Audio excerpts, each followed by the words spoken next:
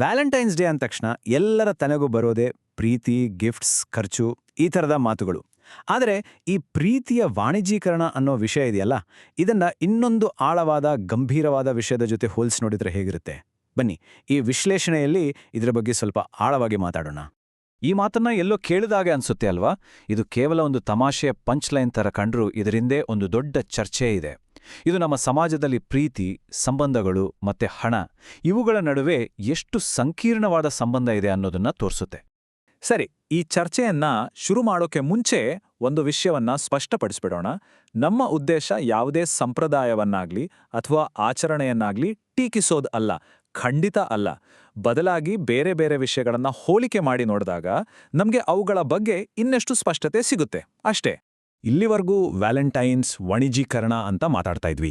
ಈಗ ನೋಡಿ, ಈ ಚರ್ಚೆಗೆ ನಾವು ವರದಕ್ಷಿಣೆ ಅನ್ನೋ ಒಂದೇ ಒಂದು ಪದವನ್ನ ಸೇರಿಸಿದ ತಕ್ಷಣ ಇಡೀ ಸಂಭಾಷಣೆಯೇ ಬೇರೆ ದಿಕ್ಕಿಗೆ ಹೋಗುತ್ತೆ.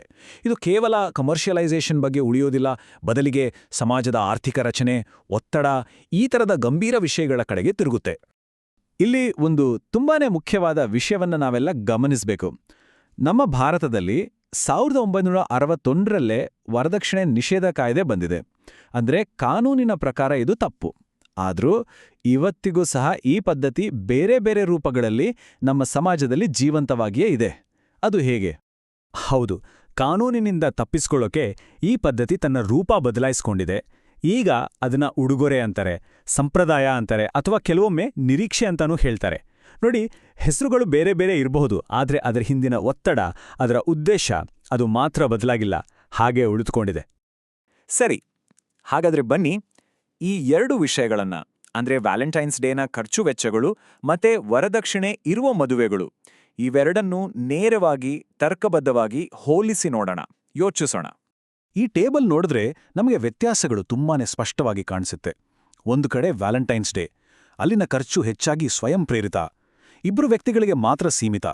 ಇನ್ನೊಂದು ಕಡೆ ವರದಕ್ಷಿಣೆ, ಇಲ್ಲಿ ಹೆಚ್ಚಾಗಿ ಕುಟುಂಬದ ಮತ್ತೆ ಸಮಾಜದ ಒತ್ತಡವೇ ಜಾಸ್ತಿ.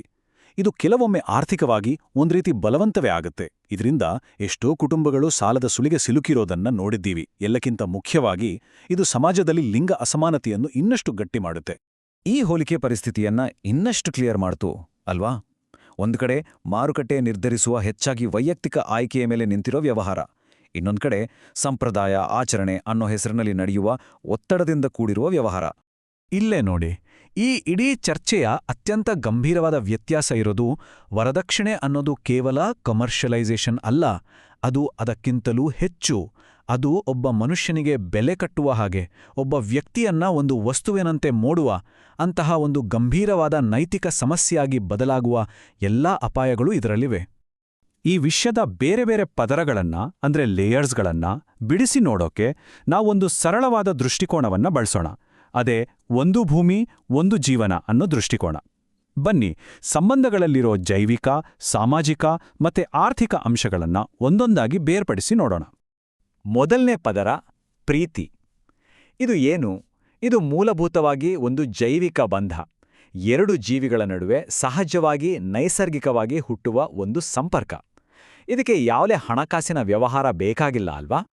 ಎರಡನೇ ಪದರ ಮದ್ವೆ. ಇದು ಪ್ರೀತಿಯ ಅಡಿಪಾಯದ ಮೇಲೆ ಕಟ್ಟಿದ ಒಂದು ಸಾಮಾಜಿಕ ಒಪ್ಪಂದ. ನಮ್ಮ ಸಂಸ್ಕೃತಿಯಲ್ಲಿ, ನಮ್ಮ ಸಮುದಾಯದಲ್ಲಿ ಇಬ್ಬರ ಬಂಧಕ್ಕೆ ಸಮಾಜದ ಸಾಕ್ಷಿಯಾಗಿ ಇದು ಕೆಲಸ ಮಾಡುತ್ತೆ. ಮತ್ತು ಮೂರನೇ ಪದರ, ಅದೇ ವರದಕ್ಷಿಣೆ. ಇದು ನೈಸರ್ಗಿಕವಾದ ಬಂಧ ಮತ್ತೆ ಸಾಮಾಜಿಕ ಒಪ್ಪಂದದ ಮೇಲೆ ಬಂದು ಕೂರುವ ಒಂದು ಆರ್ಥಿಕ ವಿರೂಪ, ಅಂದರೆ ಆನ್ ಎಕನಾಮಿಕ್ ಡಿಸ್ಟಾರ್ಷನ್.